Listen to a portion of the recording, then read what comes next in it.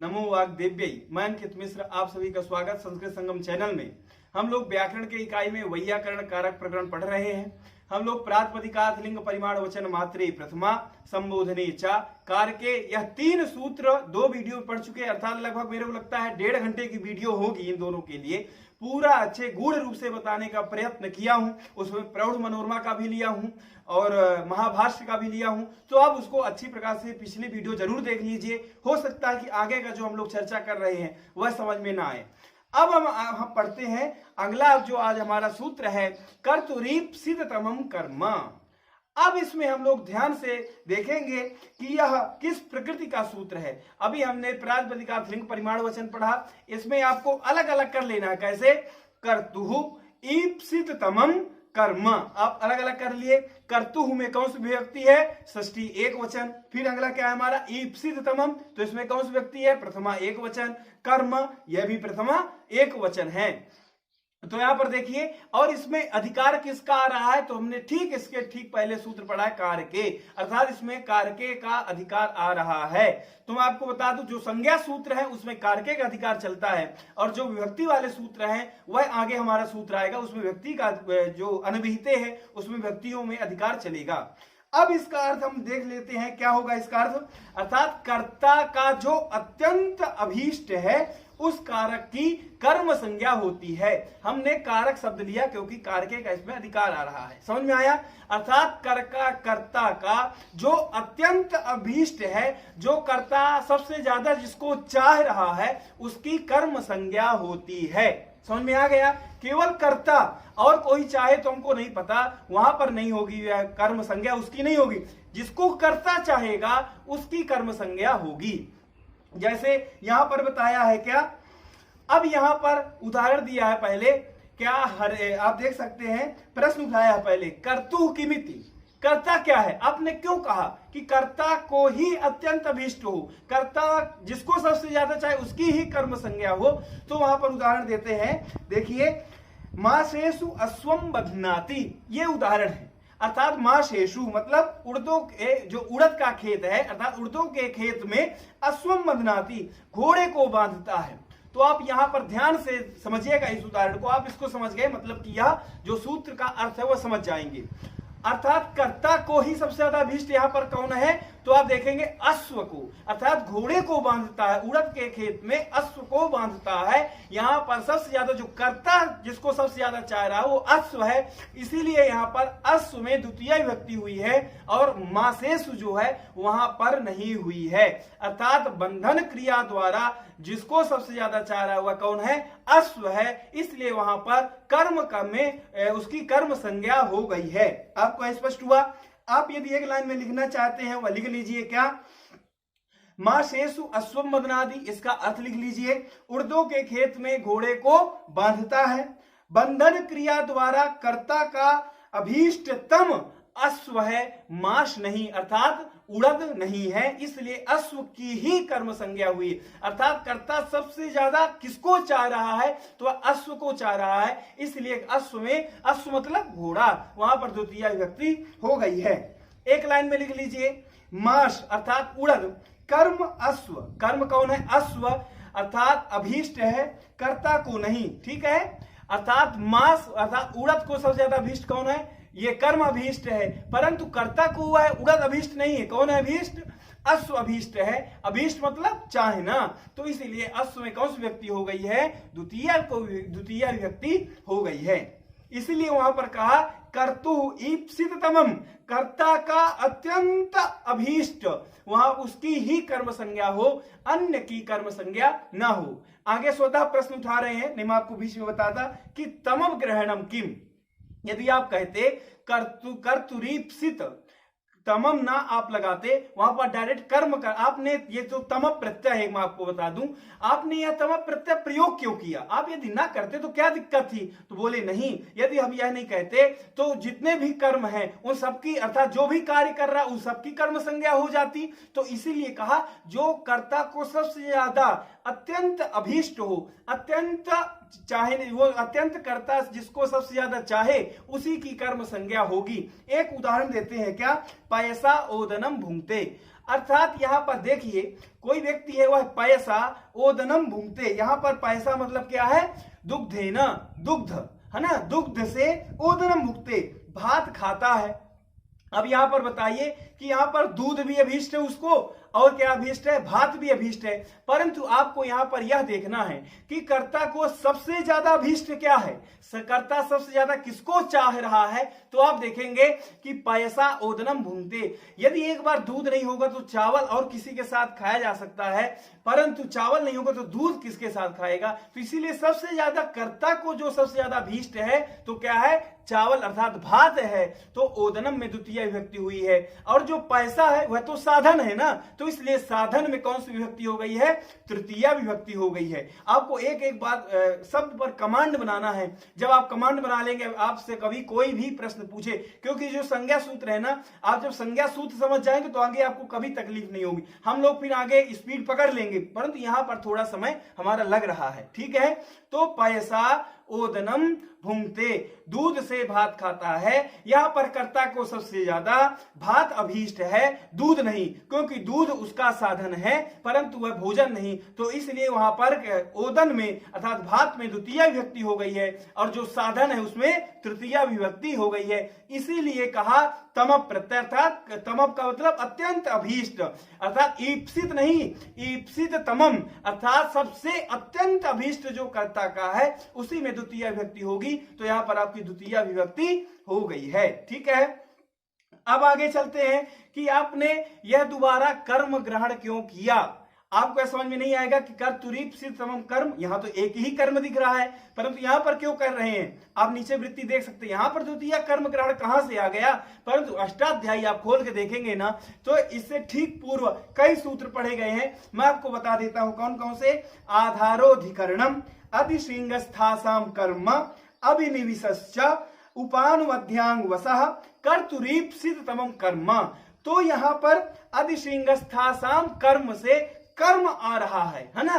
तो यही कहते हैं कि आपने दोबारा फिर कर्म ग्रहण क्यों किया, तो उसके लिए कहते हैं, देखिए आपको भट्टो जी दीक्षित ही नीचे लिखते हैं कि उसके लिए हम आधार निवृत्ति के लिए कर्म ग्रहण किया है। आप फिर सोचेंगे आधार निवृत्ति अर्थात आधारोधिकरणम से आधार पद आ रहा था, कहीं आधार पद ना आ जाए, इसलिए यहां पर हमने कर्तुरीप्सित तमम कर्म अलग से रखा, नहीं हम वहां से भी अनुवृत्ति ले सकते थे, ठीक है। तो बोले कैसे आपने आधार निवृत्ति के लिए रखा, तो इसके लिए उदाहरण देते हैं, गेहम प्रविशति, क्या है, गृहम प्रविशति अर्थात घर में प्रवेश करता है। तो बोलते हैं यदि हम यहाँ दोबारा कर्म ना रखते तो वहां पर आधार आ जाता, अर्थात आधार रूपी, तो यहाँ पर गेहे प्रविशति अनिष्ट बनता, तो इसीलिए हमने दोबारा यह कर्म रखा। तो यहाँ पर दोबारा क्यों कर्म रखा, पेपर में पूछ सकता है। तो आधार निवृत्त्यर्थम, आधार निवृत्ति के लिए, है ना, तो इसीलिए यहाँ पर कर्म दोबारा रखा, तो हमारा गेहम प्रविशति इस प्रकार का रूप हमारा सिद्ध होता है। आपसे पेपर में पूछ लेगा कि यहाँ पर कर्तुरीप्सिततमम कर्म में दोबारा कर्म क्यों रखा, तो आप उत्तर में क्या लिखेंगे, नीचे भट्टो जी स्वयं लिखते हैं कि आधार पद की निवृत्ति के लिए दोबारा कर्म ग्रहण किया गया। कर्म की अनुवृत्ति कहां से आई, मैं आपको बता दिया ना, अधिशृंगस्थासाम कर्म और आधारोधिकरणम आधार वह भी आ जाता, तो इन सबकी निवृत्ति के लिए दोबारा कर्म ग्रहण किया गया। अब हमारा अगला सूत्र है अनभिहिते, वह देखते। तो इस सूत्र में हमको देखना है कि यह सूत्र किस प्रकार का है, इसकी प्रकृति क्या है। तो हम जानते हैं कि अधिकार सूत्र है, और अधिकार का लक्षण आप जानते हैं, उत्तरोत्तर संबंधः अधिकारः, अर्थात बाद के सूत्रों में जिसका संबंध हो उसको कौन से सूत्र कहते हैं, अधिकार सूत्र कहते हैं। तो अनभिहिते का लास्ट तक अर्थात शेषे षष्ठी तक इसका अधिकार चलता है। और इससे ठीक हमने पढ़ा था, और एक अधिकार सूत्र कारके पढ़ा था। तो मैं आपको अंतर बता दूं, जो कारके सूत्र है वह संज्ञा सूत्रों में उसका अधिकार चलता है, अर्थात कर्तुरीप सिद्धतमम कर्म, इसमें उसका अधिकार चलेगा। और इसके ठीक बाद जैसे कि जितने भी संज्ञा सूत्र है, साधक तमम करणम, ये जो सारे सूत्र है इनमें सब में कारके का अधिकार चलेगा। परंतु जो विभक्ति वाले हैं, जो विभक्ति जिससे जिन सूत्रों से होती है उनमें अनभिहिते सूत्र का अधिकार चलेगा। जैसे कर्मणि द्वितीया, तो उसमें यह अनभिहिते लग के आएगा। अब आपको एक सरल बता दूं आज कि आप यह सोचेंगे कि अनभिहिते सब विभक्तियों में कैसे लगेगा, कहां पर जाकर के लगेगा। तो आप जानते हैं ना, यदि आपका कोई मित्र होगा और दूसरा व्यक्ति आप कभी उसको देखे नहीं होंगे, अर्थात आप उसको जानते नहीं होंगे, तो आप उसके पास जा करके बैठना पसंद नहीं करेंगे। परंतु आपका जो मित्र है, आपकी उससे अच्छी मैत्री है, आप उसके साथ बैठना पसंद करेंगे। इसी प्रकार से अनविहिते में सप्तमी है, तो वह सप्तमी वाले को पहले ढूंढेगा, सप्तमी वाले के पास जाकर के बैठेगा। तो आप देखेंगे ना, जैसे कर्मणि द्वितीया है, तो यहां पर आप ढूंढिए कि सप्तमी व्यक्ति किसमें है, तो आप देखेंगे कर्मणि में सप्तमी है, तो यह सप्तमी के पास जाकर के बैठ जाएगा। तो यह अर्थ क्या करेगा, अनविहिते कर्मणि द्वितीया, और एक पद का हम अध्याहार कर लेते हैं स्यात्। समझ में आ गया कि जो यह अधिकार सूत्र है सभी व्यक्तियों के साथ लग जाएगा और यह सप्तमी वाले के साथ में जाकर के बैठेगा, क्योंकि इसमें जो अनभिहिते में है सप्तमी व्यक्ति है। ऐसे ही आप घटा सकते हैं किसमें, कर्तिकर्णयोस् तृतीया। अब यहां पर आपको एक समस्या आएगी कि कर्तिकर्णयोः यहां क्या है, सप्तमी द्विवचन है और अनभिहिते में तो सप्तमी एक वचन है, परंतु उसके साथ इसकी मैत्री कैसी है, उसके साथ वह कैसे बैठ पाएगा। तो एक नियम है, एक परिभाषा है, आप नोट कर लीजिए, आपको है बहुत काम देगा। क्या है, अर्थवशात विभक्तेर विपरिणामः। क्या है, एक बार और अच्छे सुन लीजिए, अर्थवशात विभक्तेर विपरिणामः, अर्थात अर्थ बदलने के, यदि अर्थ बदलता है तो व्यक्ति भी विपरिणाम हो जाती है।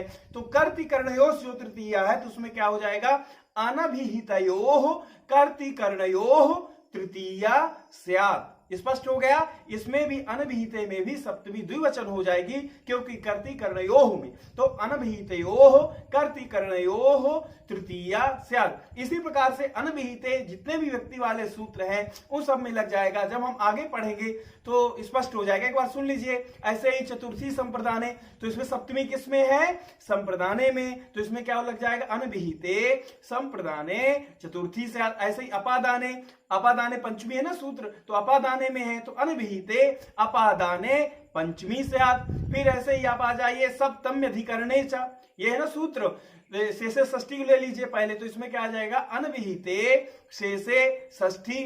फिर सप्तमी में आ जाइए तो अनभिहिते अधिकरणे सप्तमी स्यात्। इस प्रकार से आप अनभिहिते को लगाएंगे। अब इसमें बार आप तो जान गए कि अनभिहिते यह कैसा सूत्र है, अधिकार सूत्र है। इसका अधिकार किसमें रहेगा, तो विभक्ति वाले सूत्रों में इसका अधिकार रहेगा अंतिम तक। अब इसमें चलता है कि अनभिहिते क्या है, तो आपको अनभिहिते से पूर्व आपको जानना पड़ेगा कि अभिहित क्या है और अनभिहित, है ना। तो मैं आपको बता दूं, यदि मान लीजिए हम किसी को बुलाते हैं, आप ब्राह्मणम आनय, तो पहले आपको जानना पड़ेगा कि ब्राह्मण क्या है, फिर आप ना जान पाएंगे कि जो ब्राह्मण नहीं है उसको लाओ, है ना। तो इसी प्रकार से आपको अनभिहित से पूर्व आपको क्या जानना पड़ेगा, अभिहित क्या है और अनभिहित क्या है।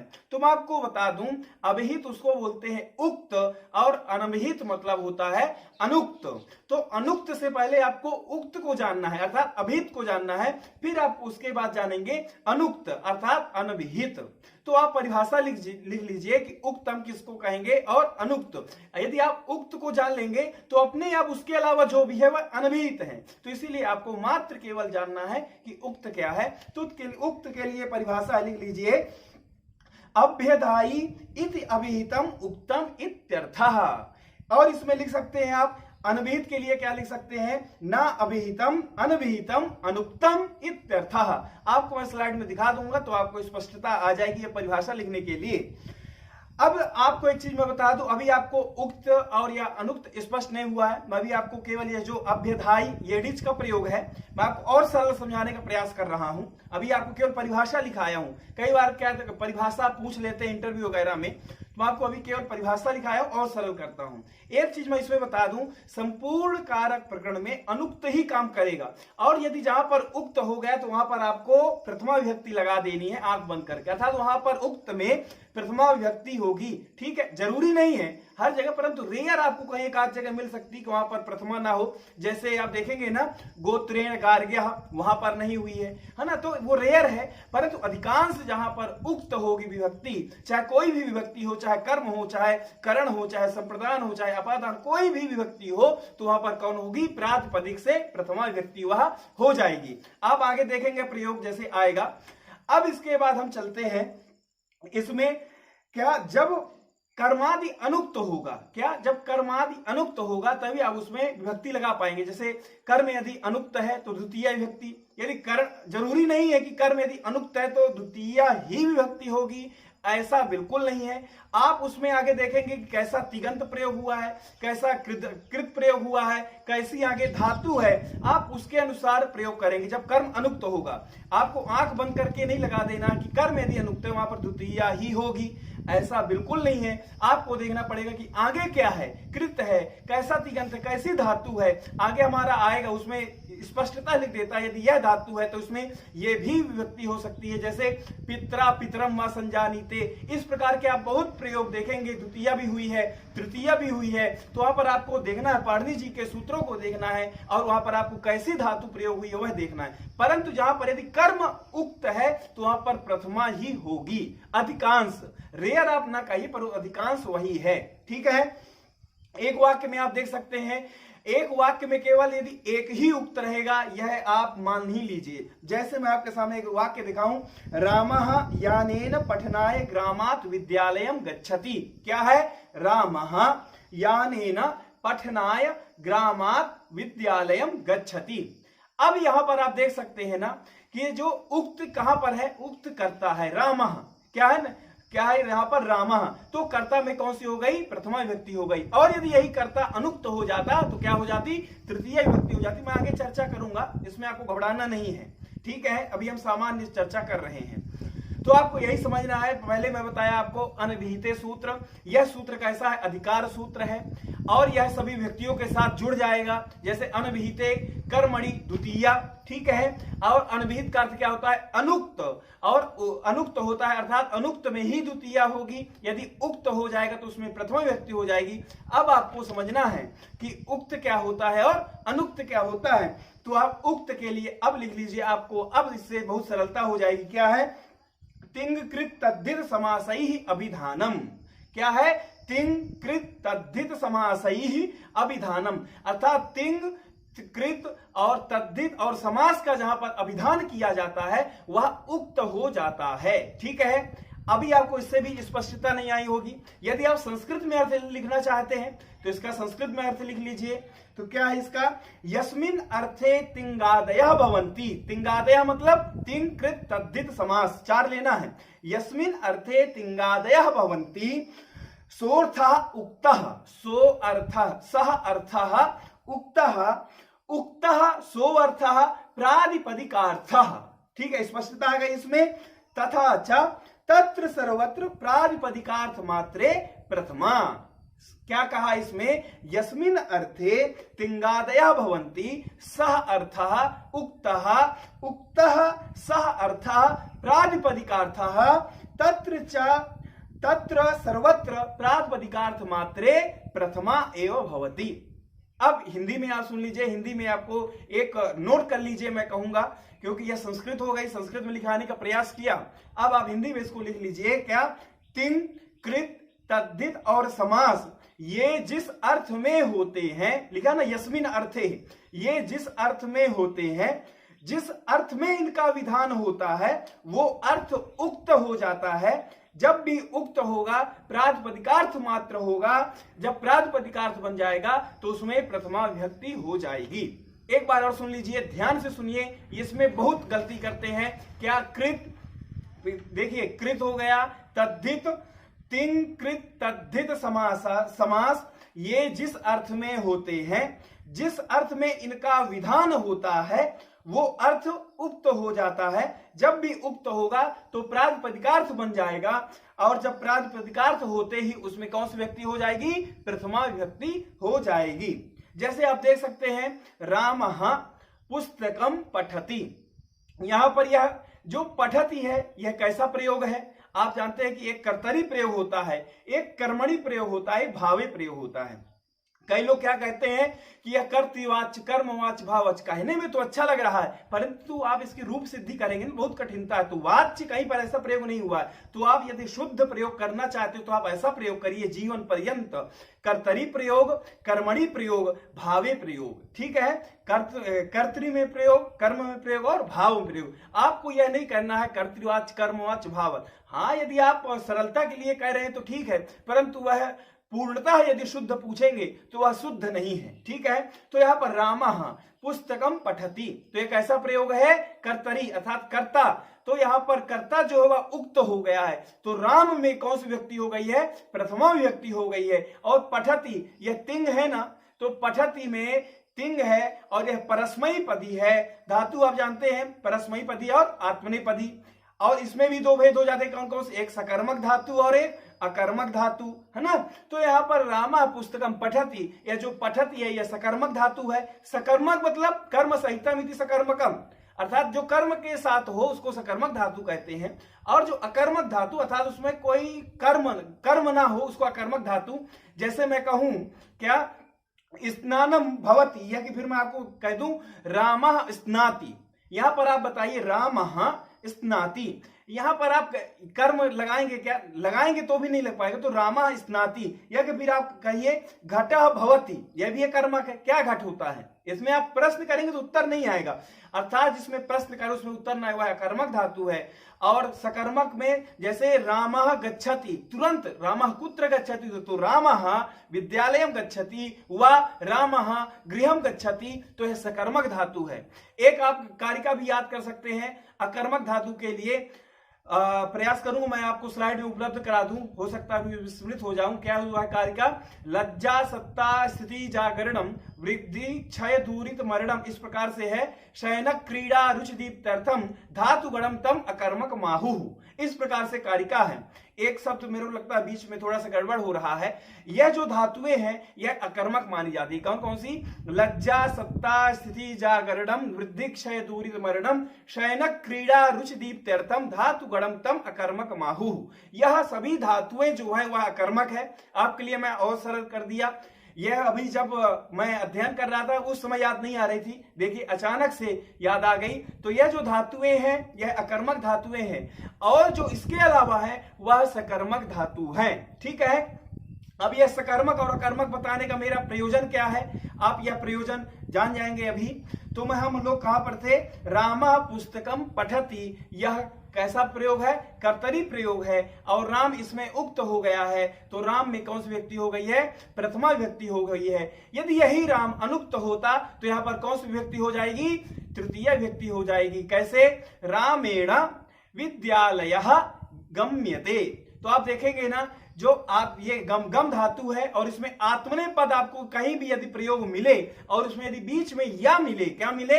यक प्रत्यय उसको बोलते हैं, या मिले, तो आप समझ जाइएगा कि वह कर्मणी प्रयोग है। अधिकांश, हर जगह नहीं, ठीक है, अधिकांश, क्योंकि सार्व धातुक में आपको यह नियम चलेगा, परंतु आर्ध धातुक में आप जाएंगे ना लकार में तो वहां पर अलग परिवर्तन मिलेगा। परंतु अधिकांश आपको यही देखने को मिलेगा, यहाँ पर आत्मनेपद मिले, बीच में या मिले, जैसे गम्यते हो गया, पठ्यते हो गया, सेव्यते हो गया, या फिर पच्यते हो गया, यह सब आत्मनेपद है और इसमें कर्मणि अर्थात कर्म में ही प्रयोग होता है।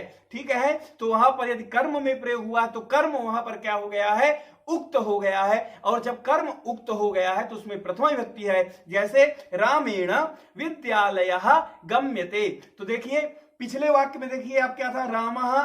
रामः विद्यालयम गच्छति, यह प्रयोग, पुस्तकम को हटा देता हूं क्योंकि वह पुस्तकम दोनों में एक बनता है तो आप फिर डिफरेंट नहीं समझ पाएंगे। ठीक है, रामः विद्यालयम गच्छति। ठीक है, यहां पर आप देखिए कि कर्ता उक्त है, इसलिए यहां पर प्रथमा विभक्ति है, परंतु वहां पर आगे ही आप डायरेक्ट सीधे पढ़ेंगे, बढ़िए कर्मणि प्रयोग में। तो रामेण विद्यालयः गम्यते, तो वहां पर पहले विद्यालयम था ना, तो यहां पर विद्यालय, अर्थात यहां पर कर्म उक्त हो गया है। जहां पर कर्म उक्त हो गया वहां प्रथमा विभक्ति हो जाएगी। तो विद्यालय में कर्म उक्त हो गया तो विद्यालय कर्म है, तो वहां पर कौन सी व्यक्ति हो गई? प्रथमा विभक्ति हो गई है। परंतु रामेण यह कर्ता अनुक्त है, तो अनुक्त कर्ता में कौन सी विभक्ति होती है? तो तृतीय विभक्ति हो गई। तो रामेण विद्यालयः गम्यते।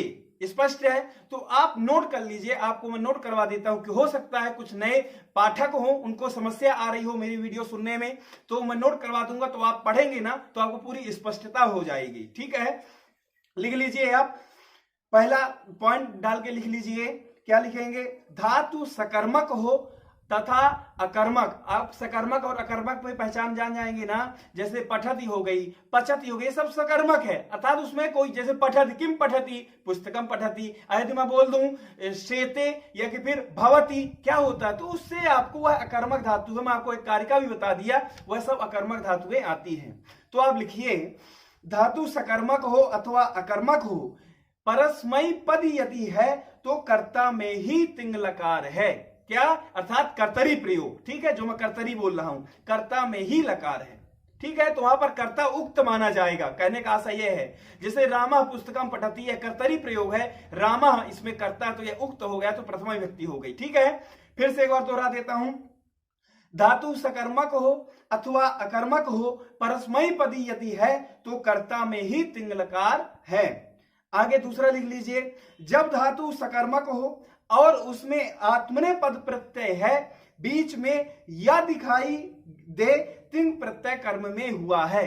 क्या कहा? यदि धातु सकर्मक है और वह धातु आत्मने पद है, परंतु आपको या बीच में दिखाई पड़ रहा है, तो वह कैसा हो गया? कर्मणी प्रयोग हो गया। और जब कर्मणी प्रयोग होगा तो कर्म में क्या होगा? कर्म उक्त हो गया, और जब कर्म उक्त हो जाएगा तो वह प्रथमा हो जाएगा। जैसे मैंने बताया, रामेण विद्यालयः गम्यते, तो यहां पर विद्यालय कर्म है, उक्त हो गया, इसलिए यहां पर क्या हो गई? प्रथमा व्यक्ति हो गई। ठीक है ना? जो लोग इसको कठिन मानते हैं कि कर्तरी प्रयोग, जिसको कर्तवाच कर्मवाच आप लोग बोलते हैं, बिल्कुल कठिन नहीं है। ठीक है, अब यहां पर तीसरा एक और लिख लीजिए, भाव रह रहा है ना अभी, तो भाव के लिए लिखिए, जब धातु क्या हो? जब धातु अकर्मक हो, आत्मने पद प्रत्यय हो, बीच में या दिखाई दे, तो वहां भाव में प्रत्यय हो जाता है।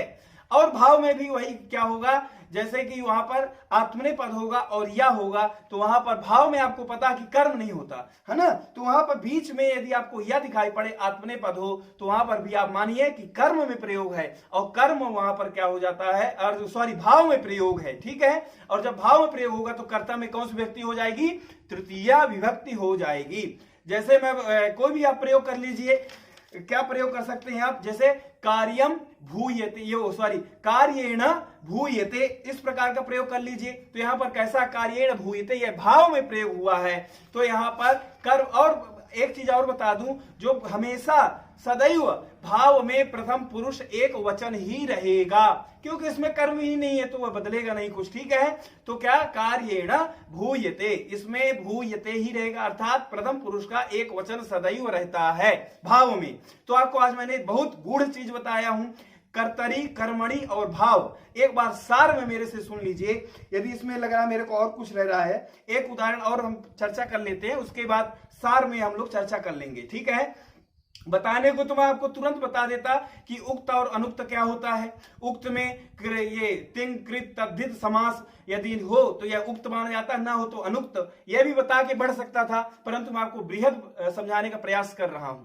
तो यहां पर देखिए, एक उदाहरण है, रामः ग्रामात् द्विचक्रिकया विद्यालयम गच्छति। क्या है? रामः ग्रामात् द्विचक्रिकया विद्यालयम गच्छति, यह कैसा है? अब यहां पर देखिए, किसको पकड़ेंगे? सबसे पहले गच्छति को। तो गच्छति कैसी है?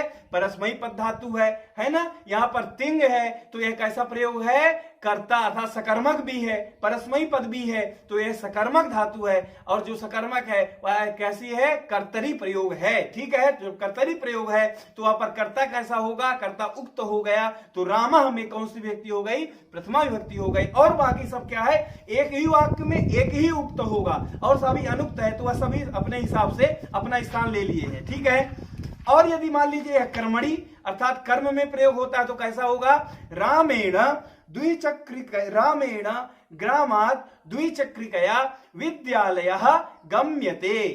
आप देखेंगे ना, कितना भी बड़ा वाक्य बना लीजिए, परिवर्तन मात्र किसमें होगा? तो आप लिख सकते हैं कि किसमें? कर्ता, कर्म और भाव, अर्थात क्रिया में। ठीक है, किसमें? कर्ता, तो कर्ता में क्या परिवर्तन हो गया? रामेण हो गया। फिर उसके बाद कर्म में परिवर्तन होगा और उसके बाद जो अन्य कारक है उसमें परिवर्तन नहीं होता है। तो क्या है, रामेण ग्रामात, ग्रामात का ग्रामात ही रहेगा, पंचमी है ना, इसमें परिवर्तन नहीं होगा। आप यह गांठ बांध लीजिए, किसमें परिवर्तन होगा, कर्ता, क्योंकि तिंग वह तीन में ही होता है ना, कर्ता में होगा, कर्म में होगा या कि विभाव में, तो तीन में ही परिवर्तन होता है। तो कर्ता में रामेण बन गया। फिर ग्रामात या वो पंचमी है तो इसमें भी परिवर्तन नहीं होगा। द्विचक्रिकया तृतीया है तो इसमें भी परिवर्तन नहीं होगा। फिर विद्यालयम था तो यहां पर कर्म था तो यहां पर परिवर्तन होगा, तो कर्म यहां पर उक्त हो गया तो विद्यालय। फिर गच्छति वहां पर तो क्रिया में भी परिवर्तन होगा अर्थात भाव में, तो वहां पर गम्यते अर्थात आत्मनेपद हो गया। आत्मनेपद में आपको और क्या देखना, बीच में या है तो यहां पर आपको समझ गए कि यहां पर कर्म प्रयोग है, कर्म उक्त हो गया। तो आपको सरल कर देता हूं, क्या, रामेण ग्रामात द्विचक्रिकया विद्यालयः गम्यते, अर्थात कर्ता, कर्म और भाव में ही परिवर्तन होगा और अन्य कारक में आपको परिवर्तन करने की जरूरत नहीं है, आपको घबराना बिल्कुल नहीं है उसमें। ठीक है, अब आगे हम लोग चलते हैं। आपको मैं समझता हूं कि आपको स्पष्ट हो गया होगा कि सकर्मक धातु क्या है, अकर्मक धातु क्या है ना। अब एक उदाहरण देख लीजिए आप, जैसे रामः भवति, यहां पर आप स्वतः सोचिए कि यहां पर कर्ता कैसा है, कर्ता उक्त है या अनुक्त है, यह कैसा प्रयोग है। तो आप स्वयं जानते हैं कि यह भवति जो है यह परस्मयी पद धातु है और यहां पर सकर्मक है, यह कि धातु अकर्मक है। तो आप जानते हैं कि यह धातु कैसी है, अकर्मक धातु है, परंतु यहां पर कर्तरी प्रयोग हुआ तो रामः भवति। और यदि मैं कह दूं रामेण भूयते, रामेण भूयते में यहां पर क्या कौन सा प्रयोग हो गया, आप स्वतः अपने दिमाग से लगाइए कि भूयते में आत्मनेपद आ गया और बीच में या आ गया तो यह कर्म में प्रयोग हो गया। ठीक है, मैं आपको सरलता के लिए भाषा प्रयोग कर रहा हूं। ठीक है, तो रामेण भूयते यह कर्म प्रयोग हो गया और यहां पर सॉरी भाव में प्रयोग हो गया और भाव में कर्म तो है नहीं, तो रामेण में जो कर्ता है वह अनुक्त है, उसमें तृतीया विभक्ति हो गई और क्रिया प्रथम पुरुष एक वचन नित्य ही रहती है भाव में। ठीक है, अब आपने अभी तक समझा तिंग का, ऐसे ही आपका कृत का है, तद्धित का है और समास का है। तो जब हम कर्मणी द्वितीया पढ़ेंगे ना तो वहां पर पूरा उदाहरण दे रखा है, वहां पर मैं आपको सरलता से बिल्कुल समझा दूंगा। यह आपको अनभिहित सूत्र में समझता हूं, अब आपको समझ आ गया होगा। देखिए एक बार फिर चर्चा कर लेते हैं सार रूप में। अनभिहिते यह कैसा सूत्र है, यह अधिकार सूत्र है। अधिकार का लक्षण क्या है, तो उत्तरोत्तरम संबंधः अधिकारः, उत्तरोत्तर के सूत्रों में जिसका संबंध हो अर्थात बाद के सूत्रों में जिसका संबंध हो उसको अधिकार सूत्र कहते हैं। आपने यह जान लिया। और यह अनभिहिते का विभक्ति वाले सूत्रों में इसका अधिकार रहता है, जैसे कर्मणि द्वितीया, कर्तृकर्योस् तृतीया।